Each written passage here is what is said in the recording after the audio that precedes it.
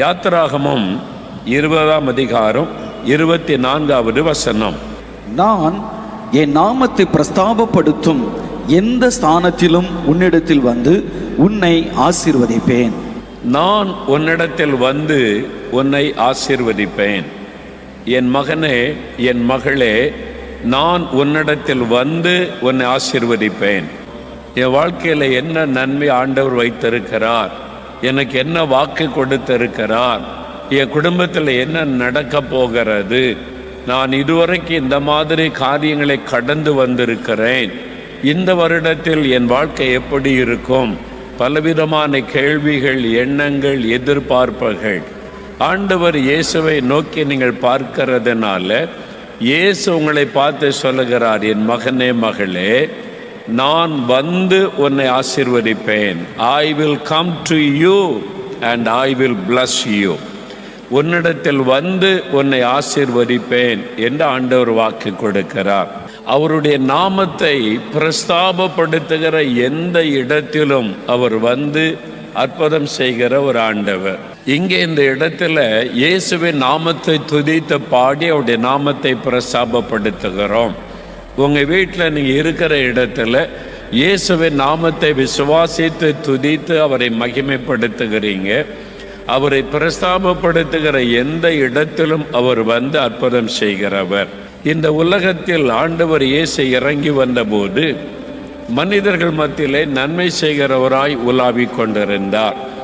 ஜனங்கள் பலவிதமான பாடுகள், வேதனையிலே நெருக்கப்பட்டிருந்தாங்க. ஒரு பக்கம் பாவத்தின் பிரச்சனை, இன்னொரு பக்கம் வியாதினால் உண்டான பிரச்சனை, இன்னொரு பக்கம் பிசாசினால் உண்டான போராட்டம், மனிதருடைய வாழ்க்கையிலே நம்பிக்கையற்ற ஒரு சூழ்நிலை, அடிமைத்தனத்தினால் உண்டான ஒரு காரியம், பயம் உள்ளத்தை சூழ்ந்திருந்தது, எதிர்காலத்தை குறித்த நம்பிக்கையற்ற சூழ்நிலை. இயேசு அந்த மக்களை பார்க்கிறார்.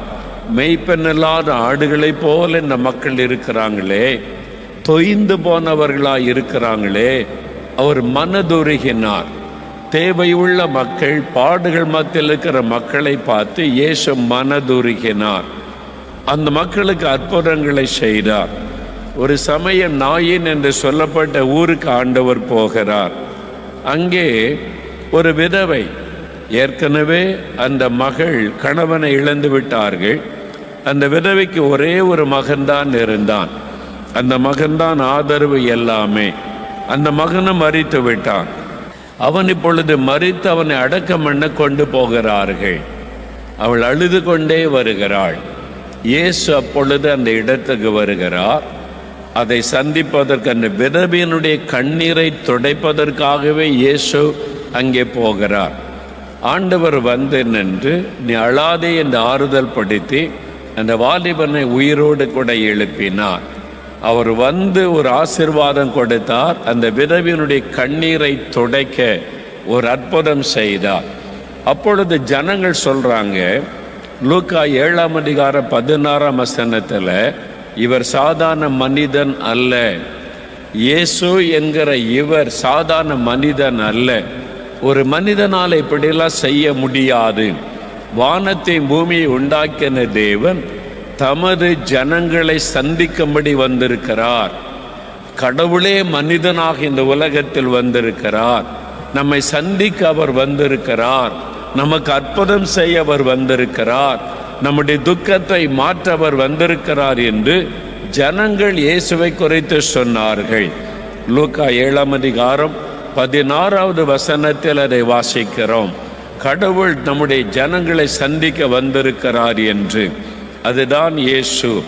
காணக்கூடாத இறைவனாய் இருந்தவர் மனிதர்களுக்கு தன்னை வெளிப்படுத்தி அவர்களை சந்தித்து அவர்களுக்கு அற்புதம் செய்ய மனிதனாய் வந்தார். அவரை தேடி அநேகர் போய் அற்புதம் பெற்று கொண்டாங்க. ஆனால் இயேசு சிலரை தேடி போனார். சிலருடைய வீடுகளுக்கு போனார். அவர்களை சந்தித்தார். அவருடைய வாழ்க்கையில் அற்புதங்களை செய்தார். அப்படிப்பட்ட பல அற்புதங்கள் வேதத்தில் எழுதப்பட்டிருக்கிறது. பரிசுத்த மத்தேயு எழுதின சுவிசேஷம் 8வது அதிகாரம் 14-15 வசனங்களை வாசிக்க கேட்போம். இயேசு பேதுருவின் வீட்டிலே வந்து அவன் மாமி ஜுரமாய் கிடக்கிறதை கண்டார். அவர் அவள் கையை தொட்டவுடனே ஜுரம் அவளை விட்டு நீங்கிற்று. அவள் எழுந்திருந்து அவர்களுக்கு பணிவிடை செய்தாள். இயேசு பேதுருவின் வீட்டுக்கு வருகிறார். பேதுரு இயேசுவை பின்பற்றின ஒரு சீஷன், இயேசுவோடு இருந்த முக்கியமான ஒரு சீஷன். கப்பர்நகூம் என்கிற இடத்தில் அவருடைய மாமியாருடைய வீடு இருந்தது. அது கலிலியா கடற்கரை ஓரத்தில். பேதுரு சொல்லியிருக்கணும், எங்கள் வீட்டுக்கு வாங்க ஆண்டவரே, எங்கள் வீட்டுக்கு வந்து ஒரு பிளஸ் பண்ணிட்டு போங்க அப்படின்னு கூப்பிட்டு இருக்க வேண்டும். அல்லது ஆண்டவர் சொல்லியிருக்கணும், பேதுரு உங்கள் வீட்டுக்கு தானே இருக்குது. ஆமாம் ஆண்டவரே, உங்கள் வீட்டுக்கு வரட்டுமா? சரி வாங்க ஆண்டவரே, நீ சந்தோஷமா இயேசுவை வீட்டுக்கு அழைத்து கொண்டு போயிருக்க வேண்டும். எப்படி இருக்கும் பாருங்க. இயேசு தேவன், கடவுள், மனிதனை சந்திக்க வந்திருக்கிற கடவுள் ஒரு வீட்டுக்கு வர்றாருன்னா எவ்வளோ பெரிய பாக்கியம் இல்லை? சிலர் சொல்லுவாங்க, நான் ஒரு சமயம் ஊட்டிக்கு ஊழியத்துக்கு போயிருந்த போது அங்கே தங்கியிருந்தேன். காலையில் வாக்கிங் போகிறது ஒரு பழக்கம். நான் காலையில் ஒரு வாக்கிங் போனேன். ஆள் நடமாட்டம் இல்லாத ஒரு ரோடு வழியாக போய்கிட்டு இருந்தேன்னா, போயிட்டு ஒரு குடும்பத்தார் என்னை வீட்டு வாசலேருந்து பார்த்தாங்க. திரும்பி வரும்போது பிடிச்சிட்டாங்க. பிடிச்சி தோத்திரம் போட்டு, நீங்கள் தானே மோகன்தாஸ் ஐயான்னாங்க. ஆமாம், என்ன விஷயம்? ஐயோ எங்களுக்கு ரொம்ப சந்தோஷம், எங்கள் வீட்டுக்கு வர்றீங்களா, ஒரு டீ குடிச்சிட்டு போகிறீங்களான்னாங்க. அன்பாக கூப்பிட்ட உடனே சரின்னு வீட்டுக்குள்ளே போனேன். ஒரு டீலாம் கொடுத்தாங்க. அவங்களுக்கு எக்ஸைட்மெண்ட்டு. ஐயோ நாங்கள் நினைக்கவே இல்லை, நாங்கள் டிவியில் தான் அவங்கள பார்த்துருக்குறோம், தூரத்தில் பார்த்துருக்குறோம், எங்கள் வீட்டில் வந்து உட்காந்துருக்குறீங்க, எங்களுக்கு நம்பவே முடியல, ஆச்சரியன்னு அப்படியே பரவசத்தில் சொல்கிறாங்க. நான் சொன்னேன், நான் ஒரு மனிதன், இயேசுவை அறிவிக்கிற மனிதன் வந்தாலே இவ்வளோ சந்தோஷப்படுறீங்களே, இயேசுவே வந்தால் எப்படி இருக்கும்? அவர் தானே வரணும் நம்ம வீட்டுக்கு. அல்லேலூயா, அல்லேலூயா. சிலர் சொல்லுவாங்க, நாங்கள் கூப்பிட்டுக்கிட்டே இருக்க, எங்கள் வீட்டுக்கு நீங்கள் வர மாட்டேங்கிறீங்க. எத்தனை நாளாக கூப்பிட்றோம், எத்தனை வருஷமாக. ஒருத்தர் சொன்னாங்க, நான் உங்களை பார்க்கணுன்னு 15 வருஷமாக ஜெபம் பண்ணேன்னாங்க. ஐயோ தப்பு பண்ணிட்டீங்களே அப்படின்னு. ஏன் பிரதர்? நாங்கள் 15 வருஷமாக மோகன்தாஸை பார்க்கணும் ஜெபிச்சதுக்கு, இயேசுவை உம்மை பார்க்கணும் ஜெபிச்சதுன்னு அப்போவே அவரை பார்த்துருக்கலாம், வீட்டுக்கு வந்திருப்பார்ல. இயேசுவை பார்க்கணுன்னு ஆசைப்படுங்க, இயேசு எங்கள் வீட்டுக்கு வரணும்னு ஆசைப்படுங்க. அதுதான் முக்கியம். அவர் தான் உங்கள் வீட்டுக்கு வரணும். அவர் வந்துட்டால் தான் உங்களுடைய லைஃப் சேஞ்ச் ஆகும், உங்களுடைய வாழ்க்கையே மாறிவிடும். இப்போ இயேசு பேதுருவின் வீட்டுக்கு வருகிறார். அங்கே ஒரு வியாதியஸ்தர் மரண படுக்கையில் இருக்கிறாங்க. பேதுருடைய மாமியார், பேதுருடைய மனைவியின் தாயார் மரண படுக்கையில் இருக்கிறாங்க. அந்த ஜுரம் சாதாரண ஜுரம் அல்ல. அந்த நாட்கள் அந்த காய்ச்சல் வந்துட்டு அவங்க பிழைக்க முடியாது. அந்த ஜுரம் உயிரை எடுத்து விட ஒரு மரண போராட்டம் அந்த வீட்டுக்குள்ள நடக்கிறது. ஒரு மரண படுக்கையில் ஒரு தாயார் படுத்திருக்கிறாங்க. அந்த வீடே பயந்து கொண்டிருக்கிறது, மரணம் வந்துவிடுமோ என்கிற பயம். அந்த மாதிரி வியாதியில பாதிக்கப்பட்ட ஒருவர் வீட்டில் படுத்திருக்கிறாங்க. இயேசு அந்த வீட்டுக்கு வருகிறார். இயேசு வந்தா என்ன நடக்கும்? அவர் சொல்றாரு, நான் வந்து உன்னை ஆசீர்வதிப்பேன். பேதுரு வீட்டுக்குள்ள வந்த உடனே பார்க்குறாங்க, அவங்க மாமி ஜுரமாய் மரண படுக்கையில் ஒருத்தர் இருக்கிறாங்க. இயேசு நேர படுக்க பக்கத்தில் போனார், தம்முடைய கரத்தை நீட்டி தொட்டார். அவ்வளோதான், வியாதி போய்விட்டது, ஜுரம் போய்விட்டது, வியாதி மறைந்து விட்டது, மரண படுக்கை மாறிவிட்டது. அவங்க எழுந்தாங்க, பணிவிடை செய்ய ஆரம்பிச்சுட்டாங்க, வேலை செய்ய ஆரம்பிச்சுட்டாங்க. ஏன்? இயேசு அந்த வீட்டுக்குள்ளே வந்தார். இயேசு அவங்க வீட்டுக்குள்ளே வந்தார். இவங்க கிறிஸ்தவங்க இல்ல, இவங்க வீட்டுக்குள்ள நான் எப்படி போறது என்று இயேசு வெளியில நிற்கவில்லை. இயேசு மதங்களுக்கு அப்பாற்பட்டவர். இவர் கிறிஸ்தவர், கிறிஸ்தவர் அல்லாதவர் என்று இயேசுவுக்கு பார்க்க தெரியாது. அவர் எல்லாரையும் ஒரே மாதிரி நேசிக்கிற ஒரு ஆண்டவர்.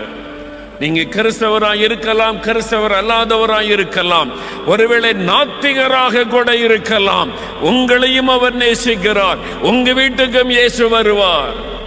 நான் மரண படுக்கையில் சென்னையில் பாடியில் படுத்திருந்தேன். நாங்கள் இந்துக்கள், பக்தி உள்ள இந்து குடும்பத்தை சார்ந்தவன். டாக்டர்ஸ் கைவிட்டுட்டாங்க, இனி இவ பிழைக்கிறது கஷ்டம், இருதயம் கம்ப்ளீட்டாக டேமேஜ் ஆயிட்டு, எந்த நேரத்தில் மரணம் சம்பவிக்கலாம். வீட்டில் மரண படுக்கை, அங்கதான் படங்கள் வைத்து குத்து விளக்கு வச்சு நான் தான் குத்து விளக்கு ஏற்றி பக்தியா சாமி கும்பிடுவேன். அதுக்கு முன்னால தான் நான் படுக்கையில மரண படுக்கையில படுத்திருக்கிறேன். ஒரு சகோதரர் ஜெபம் பண்ணுகிறார். இயேசு அந்த வீட்டுக்குள்ள வந்தார். எங்க வீட்டுக்குள்ள இயேசு வந்தார். நான் வந்து குணமாக்குவேன்னு சொன்னார்ல, இயேசு எங்க வீட்டுக்குள்ள வந்து என் படுக்க பக்கத்துல வந்து என்னை தொட்டதை உணர்ந்தேன். தொட்டு என் மரண படுக்கையை உடனே மாற்றினார். உடனே நான் எழும்பி நடந்தேன். அற்புதமான சுகம் இயேசு எனக்கு தந்தார். இவங்க இந்துக்கள், அவங்க வீட்டில் குத்து விளக்கு இருக்கு, நான் வரமாட்டேன். இயேசு வெளியில நிக்கல. இவனை வேணா சர்ச்சைக்கு கொண்டு வர சொல்லுங்க, அவனை வேணா கூட்டிட்டு வாங்க, நான் அற்புதம் செய்யறேன்னு இயேசு சொல்லவில்லை. நான் வந்து உனக்கு ஆசீர்வாதம் தருவேன். உன் வீட்டுக்குள்ள வந்து உன்னை ஆசீர்வதிப்பேன். உன் வீட்டுக்குள்ள வந்து உனக்கு சுகம் தருவேன். நீ இருக்கிற இடத்துல நான் வந்து உனக்கு அற்புதம் செய்வேன். நீ ஆஸ்பத்திரிக்குள்ள இருந்து அங்கேயும் நான் வருவேன். என்னை நோக்கி நீ கூப்பிட்டா போது, இயேசுவே நீங்க வாங்க, நீ கூப்பிட்டா நீ எங்க இருந்தாலும் அங்க நான் வருவேன் மகனே, எங்க இருந்தாலும் அங்கே வருவேன் மகளே, நான் வந்து உனக்கு அற்புதம் செய்வேன் என்று ஆண்டவர் சொல்லுகிறார். அவருக்கு இடம் கொடுக்கணும், அவ்வளவுதான். வாங்க ஆண்டவரே, வாழ்க்கையில வாங்க, என் வீட்டுக்குள்ள வாங்கன்னு சொல்லி. வேலூர் பட்டணத்துல ஒரு வாலிப தம்பி, அந்த வாலிபன் வந்து அவங்க அம்மா நல்லா ரட்சிக்கப்பட்டவங்க, ஜெபம் பண்ணுவாங்க. இவர் இளம் வாலிபர் இல்லை, அது அவர் இன்னும் ரட்சிக்கப்படல, ஆண்டவரை ஏற்றுக்கொள்ளலை. அவங்க அம்மா சொன்னாலும் கேட்க மாட்டார். அவருக்கு இந்த சினிமா துறையில் இருக்காங்களே, சினிமா துறையில் இருக்கிற மியூசிக் டைரக்டர், பின்னணி பாட்டு பாடுவாங்களோட அவங்களுக்கு பழக்கம். அது அவருக்கு ரொம்ப பெருமை. எனக்கு சினிமா துறையில் அவரை தெரியும், இவரை தெரியும், என்ன பாட்டு பாடுற ஆளெல்லாம் தெரியும்னா நம்ம ஊரில் ஒரு கச்சேரி வை பார்க்கலாம். உடனே வேலூர் பட்டணத்தில் சினிமா கச்சேரி நடத்துவார். பிரபலமான சினிமா அந்த மியூசிக் டைரக்டர் வருவாங்க, பிரபலமான பின்னணி பாடகர்கள் வருவாங்க, பெருங்கூட்ட மக்கள் வருவாங்க. இவருக்கு ரொம்ப பெருமை. எல்லாரும் இவர் சொல்லுவாங்க, ஓ நீ தான் கூட்டிகிட்டு வந்திருக்கிற, எனக்கு அவரை தெரியும், இவரை தெரியும், இந்த பாடுறவங்களை தெரியும் அப்படின்னு ரொம்ப பெருமை. அது சந்தோஷம். அவங்க அம்மா சொன்னாங்க, தம்பி இதெல்லாம் நிலையானது இல்லைப்பா, நீ இயேசுவை தேடணும், ஆண்டவரை தேடுப்பா, அவர் தான் உனக்கு நிரந்தரம் சொன்னா. அதெல்லாம் அவருக்கு கேட்காது. வாலிப வயசு இல்லை, கேட்கல. பேரு புகழ் எல்லாரும் புகழ்றாங்க, அந்த பெருமையிலே வாழ்ந்து விட்டார். ஒரு நாள் பாருங்க, ஒரு வியாதி தாக்கினர். வாலிப வயசுல ஒரு கொடிய வியாதி தாக்கினர். படுத்த படுக்கையில் ஆக்கிவிட்டார். டாக்டர்கிட்ட கொண்டு போனாங்க, பல வைத்தியம் செய்து பார்த்தாங்க, சுகமாகலை. கடைசியில் கழுத்தில் ஒரு கட்டி வந்து மூச்சு விட கஷ்டம், ஒரு மரண படுக்கை, படுத்த படுக்கை ஆயிட்டார். வாலிப வயசுல படுத்த படுக்கை. அந்த தாயார் தான் முழங்கால் போட்டுட்டு ஆண்டை விட்டு அழுவாங்க. இப்போ சினிமாக்காரங்க வருவாங்களா, பிரபலமான பாட்டு பாடினவங்களாம் வருவாங்களா? அவங்க பணத்துக்காக பாடுறவங்க, இசைக்கரை வாசிக்கிறவங்க, அவங்க வேலையை பார்ப்பாங்க. இவருக்கு யார் வருவா பார்க்கறதுக்கு? மரணப்படுக்கை, இனி பிழைக்க முடியாத இந்த சூழ்நிலை. அவர் சொன்னார், நான் சாக போகிறேன், நீ நான் பிழைக்க மாட்டாமா? அவங்க அக்கா அம்மாருக்கெல்லாம் கல்யாணம் ஆயிட்டு வெளி இடத்துல இருக்கிறாங்க, அவங்கள வர சொல்லுங்க, கடைசியாக ஒரு முறை பார்த்தறேன்னு சொல்லி அந்த அம்மா சொன்னாங்க, உன் பையன் தம்பி அப்படி சொல்கிறான், செத்த போயிடறான்னு சொல்கிறான், மரண படுக்கையில் தான் இருக்கிறான், வந்து பார்த்துருங்கன்னு. அவங்களாம் வந்து கடைசியாக ஒரு முறை பார்த்தாங்க. ஒரு தனி அறை, அந்த அறைக்குள்ளே தான் படுத்த படுக்கை, எழும்ப முடியாது, பேசக்கூட பலன் இல்லை, அந்த கட்டியினால் பாதிப்பு. அந்த தாயார் தான் அழுது மகனுக்காக ஜெபிப்பாங்க. ஒரு நாள் அப்படி படுக்கையில் தனியாக படுத்திருக்கும்போது அவர் சொன்னார், அவர் வெளிநாட்டில் வேலை செய்யும் போது நான் அவரை சந்தித்தேன். அவரே நேரடியாக சொன்னார், இயேசு அந்த அறைக்குள்ளே பிரத்யட்சமாய் வந்தார். அவர் படுத்த படுக்கையாக இருக்கிறாரு, இயேசு அந்த அறைக்குள்ளே வந்து நிற்கிறார். இயேசுவை பார்த்த உடனே அவருக்கு தெரிஞ்சுட்டு, ஏன்னா இவர் கிறிஸ்தவர் தானே. அவர் கேட்டார், இயேசுவே எங்கள் அம்மா எனக்காக எவ்வளோ கண்ணீர் வடிக்கிறாங்க, எவ்வளவு ஜெபிக்கிறாங்க, என் சகோதரிமார் வந்து எனக்காக எவ்வளோ ஜெபிக்கிறாங்க, நீங்கள் ஏன் என்ன குணமாக்க கூடாது, ஏன் என்ன சுகமாக்கல? அழுது கொண்டே கேட்டார். இயேசு பொன்மருவலோடு அவரை பார்த்து சொன்னார், நான் உன்னை எத்தனை முறை தேடி வந்தேன், நான் எத்தனை முறை உன்னை தேடி வந்தேன், உன்னை சந்திக்க வந்தேன். நீ என்னை ஏற்றுக்கொள்ளவில்லை, உன் உள்ளத்தில் எனக்கு இடம் கொடுக்கவில்லை, உன் வாழ்க்கையில் எனக்கு இடம் கொடுக்கவில்லை. ஏன் நீ என்னை ஏற்றுக்கொள்ளவில்லை? அதனாலதான் நீ சுகம் பெறவில்லை. அப்பதான் ஒரு தவறு புரிந்தது.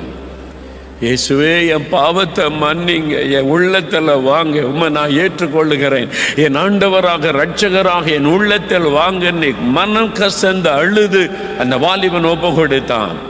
அப்படி ஜெபிக்கிற நேரம் அவர் சொன்னார், ஒரு வெளிச்சம் இயேசுவின் முகத்தில் இருந்து அப்படி கழுத்த பகுதியில் வந்து தொட்டது.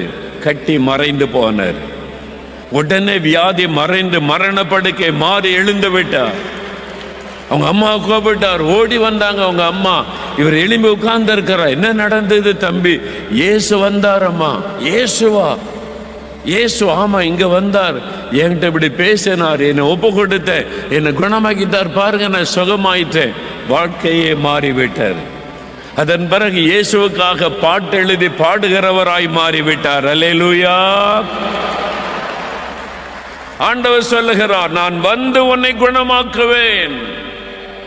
பேதுருவின் வீட்டுக்குள்ளே வந்து நான் சுகமாக்கி அந்த வியாதி படுக்கையை மாற்றின தேவன் உன் குடும்ப வியாதியிலே வேதனைப்பட்டு கொண்டு இருக்கிறது.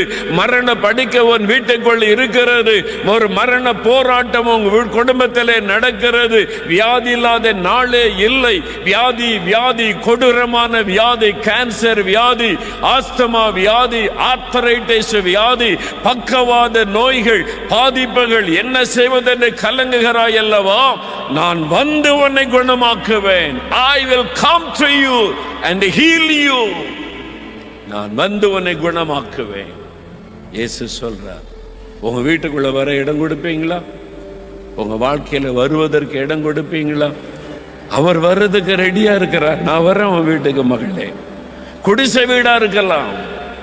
அவர் பெரிய அரண்மனைக்கு மாத்திரம் வருகிற தேவன் அல்ல. குடிசை வீட்டுக்குள்ளும் இயேசு வருவார். அவர் எல்லாரையும் ஒரே விதமாய் நேசிக்கிற ஆண்டவர். உங்க வீட்டுக்கு இயேசு வருவார். உங்க வாழ்க்கையில் இயேசு வருவார். இடம் கொடுங்க. உங்க ஆபீஸுக்கு இயேசு வருவார்.